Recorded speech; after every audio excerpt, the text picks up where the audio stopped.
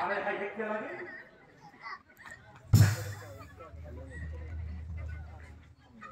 ও ভাই মুখ দেখে সাই আসছে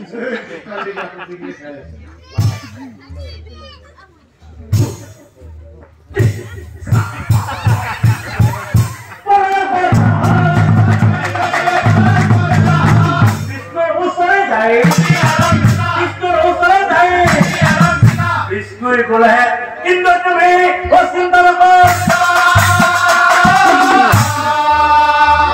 तक मैं बात करूं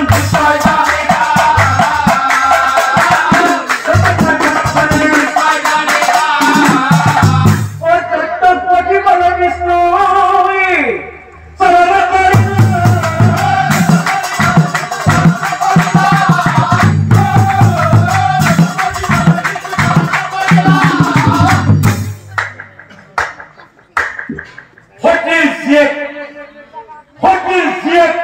मूर्ति दर्प होते मूर्ति दर्प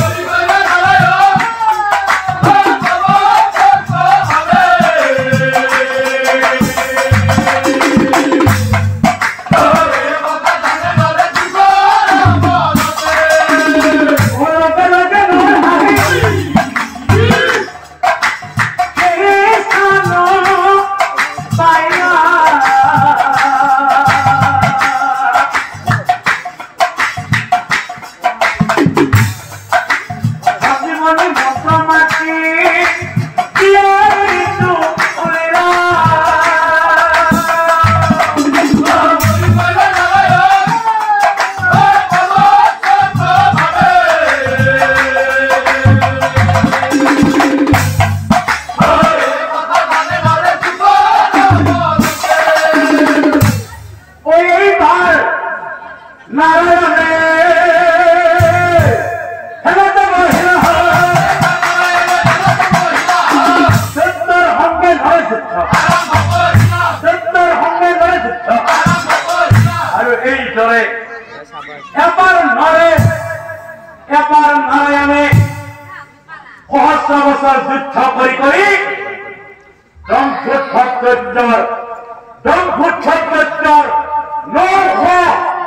৯৯৯ কবচ ধ্বংস কৰি পেলালে ৯৯৯ কবচ ধ্বংস কৰি পেলালে আৰু তাৰ পাছত ওই পৰীক্ষাই ব্ৰহ্মপুট ধৰে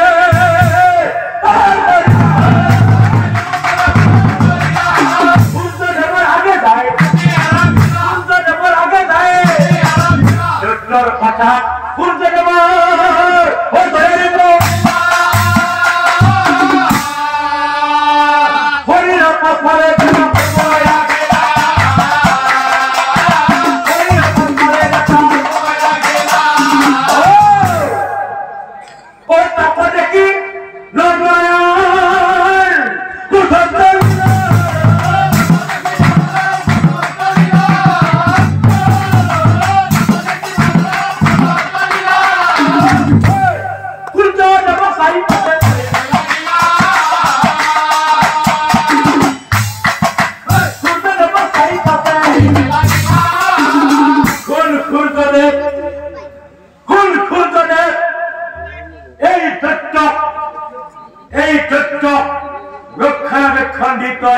মহাভুল কৰে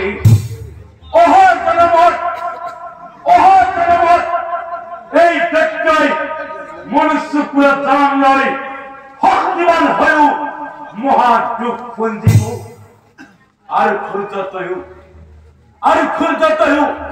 সেই মনুষ্যৰ অংশ হৈ জনম লভিবি সেই মনুষ্যৰ অংশ হৈ জনম লভিবি আৰু অহা জনমত এই তথ্য আমি এই বস্তুৰে নিশ্চয় জানিবি ওহে বুঢ়ী নাৰায়ণ অন্তৰ্ধান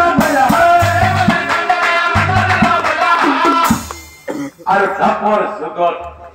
কুৰুক্ষেত্ৰৰ যুদ্ধত হাঁহি হাঁহি কৃষ্ণই পাৰ্থ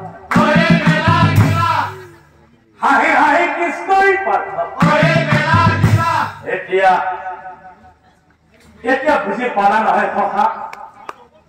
কিয় মই কৰ্ণক বধ কৰিব কৈছিলো আৰু কোন আছিল এই কৰ্ণ শুনা কথা ধনঞ্জয় এই কৰ্ণ আছিল সেই পূৰ্বজন্মৰ মহাপাপী ব্ৰহ্মপুট ভক্ত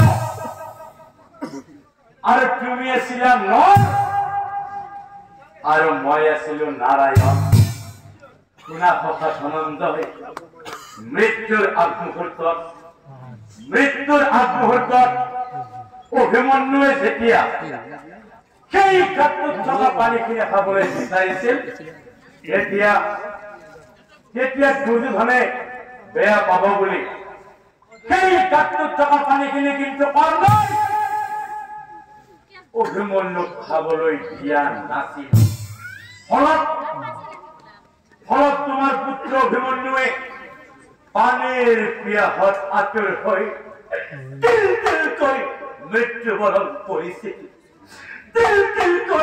মৃত্যুবৰণ কৰিছিল আৰু আজি সেই ক্ষেত্ৰতেই কৰ্মৰ ৰথৰ চকা ফুচিল আৰু আজি সেই ক্ষেত্ৰতেই কৰ্ণৰ ৰথৰ চকা ফুচিল শুনা কথা ধনঞ্জয় এই সুযোগতে তুমি তোমাৰ পুত্ৰ হত্যাৰ প্ৰতিশোধ লোৱা এই সুযোগতেই তুমি তোমাৰ পুত্ৰ হত্যাৰ প্ৰতিশোধ লোৱা আৰু তোমাৰ আজন্ম শত্ৰু কৰ্ণ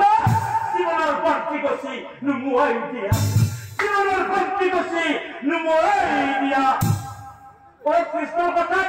অৰ্জুনে